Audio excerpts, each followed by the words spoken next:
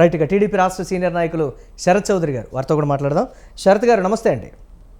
నమస్కారం అండి. పార్టీలోకి రావాలనుకునేటువంటి వారు ఎవరైనా సరే రాజీనామాలు చేసి రావాలనేటువంటి రూలు, దానికి వచ్చినటువంటి అమోఘమైనటువంటి స్పందన, వైఎస్ఆర్ కాంగ్రెస్ పార్టీ మీద పెట్టినటువంటి గురి కూటమి గురి తప్పకుండా కొట్టింది.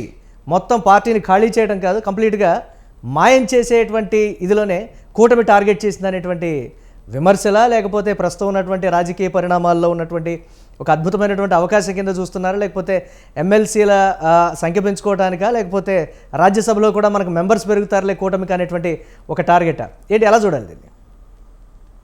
సార్, ముందుగా మీకు ప్యానల్ సభ్యులకి, టీవీ యాజమాన్యానికి, ప్రేక్షకులకి అందరికి గుడ్ ఈవినింగ్ అండి. సో ఇప్పుడు కూటమి ప్రభుత్వం ఏదైతే ఉందో, తెలుగుదేశం పార్టీ కావచ్చు, జనసేన పార్టీ కావచ్చు, బీజేపీ పార్టీ కావచ్చు, ఎక్కడా కూడా మనకి నాయకుల కొరత అయితే లేదండి.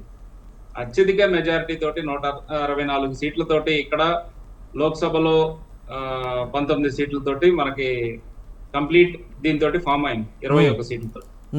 సో ఇక్కడ ఎవరైతే ఇప్పుడు 2014లో కావచ్చు, 2014లో కొంతమంది పార్టీలు మారారు, 2019లో కూడా కొంతమంది పార్టీలు మారారు, కానీ ఎక్కడా కూడా రిజిగ్నేషన్ కాన్సెప్ట్ అనేది ఇప్పుడు వరకు ఎక్కడ జరగలేదు. ఇప్పుడు పార్టీలో సభ్యులు కావాల్సినంత మంది ఉన్నారు. పైగా ఇప్పుడున్న పరిస్థితుల్లో జూన్ 4 తర్వాత ఈ 75 రోజులు 80 రోజుల్లో జరుగుతున్న పరిణామాలు కావచ్చు, బయటకి వస్తున్న సంచలన విషయాలు కావచ్చు, ఏమేం జరిగినాయి గత ప్రభుత్వంలో అని, అంటే ప్రతి లీడర్ ఎవరైతే ప్రభుత్వంలో ఉన్నారో వాళ్ళందరికీ అన్ని విషయాలు తెలియాల్సిన అవసరం లేదు కదండి.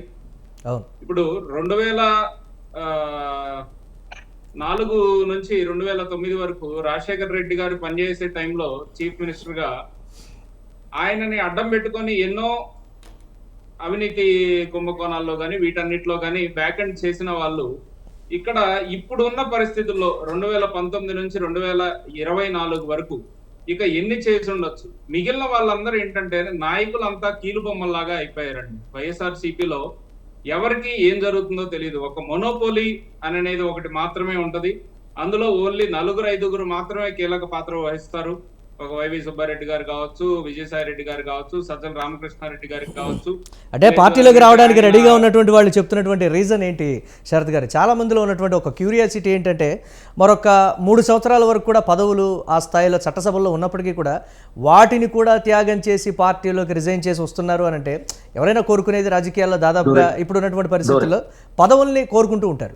సో అటువంటి పదవుల్ని కూడా త్యజించి వారు పార్టీలోకి వస్తున్నారంటే వారు చెప్పేటువంటి రీజన్ ఏంటి? అంటే బహిరంగంగా ఓవరాల్ గానీ చెప్పకపోయినా సూచాయిగా 1-2 వాళ్ళు ఇప్పుడు వచ్చే వాళ్ళందరూ చెప్పే రీజన్ ఏంటంటే, కంప్లీట్ గా వాళ్ళకి ఆ పార్టీ మీద ఉన్న నమ్మకం, విశ్వాసం, పైగా పార్టీ లీడర్ ఎవరైతే ఉన్నారో అతను కనీసం పట్టించుకోకుండా ఉండటం, కనీసం అపాయింట్మెంట్లు కానీ ఏది ఇవ్వకపోవడం, గత 2 నెలల్లో ఒక లీడర్ను కూడా, అంటే గెలిచిన వాళ్ళని కలవలేదు, ఇంకా గెలవని వాళ్ళ పరిస్థితి అయితే ఇంకా వేరే విషయం, కనీసం కలిసే పరిస్థితి లేకపోవడం. ఇప్పుడు మోపిదేవి వెంకటరమణ గారు ఉన్నారు, ఆయన గత 2 నెలల నుంచి అపాయింట్మెంట్ కోసం ట్రై చేస్తుంటే మధ్యలో ఒకసారి కావాలా సజ్జల రామకృష్ణారెడ్డి గారి దాకా వెళ్ళగలిగారు.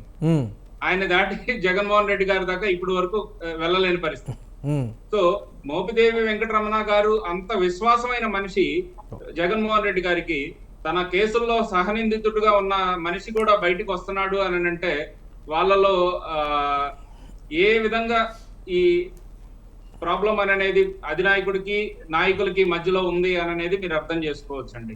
ఒక సాన్నిహిత్యం లోపం కావచ్చు, ఒక ట్రాన్స్పరెన్సీ కావచ్చు, అన్ని విశ్వాసం కోల్పోవటం కావచ్చు, ఇవన్నీ జరుగుతున్నాయి. పైగా రాష్ట్రంలో ఏదైతే మ్యాండేట్ ఇచ్చారో కూటమి ప్రభుత్వానికి, ఇన్ని తెలిసిన తర్వాత కూడా ఇంకా విష ప్రసారాలు చేస్తూ ఇంకా అలానే పబ్బం గడుపుదాం అనుకునే వాళ్ళ థాట్ ప్రాసెస్ ను కూడా కొంతమంది నాయకులు ఇంకా స్వీకరించలేని పరిస్థితిలో ఉన్నారు వైసీపీలో. అందుకని అరే ఇంక వీళ్ళు ఇంకా ఎప్పటికీ మారే పరిస్థితుల్లో లేరు, నాయకుల్ని వినకపోగా ఓన్లీ సోషల్ మీడియా మీద మాత్రమే డిపెండ్ అయ్యి ఉన్నారు, వీళ్ళు ఎప్పటికీ వినరు అనే దాంతో బయటకు రావడం జరుగుతుంది ఎక్కువగా. మాట్లాడదాం.